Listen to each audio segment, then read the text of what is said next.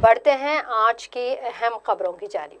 نمس doctors کے بموجب جاریامہ کی 7 تاریخ سے نمس اسپتال میں کورونا کے ویکسین کے ٹرائلز کا آغاز کیا جائے گا، کیونکہ ویکسین کے ٹرائلز کے بعد ہی یہ طے ہوگا کہ ویکسین قابل استعمال ہے یا نہیں، اور ای سی ایم آر اور بھارت بائیوٹیکس کی جانب سے 15 اگست سے ویکسین کے استعمال کو عام کرنے کا بھی دعویٰ کیا گیا ہے۔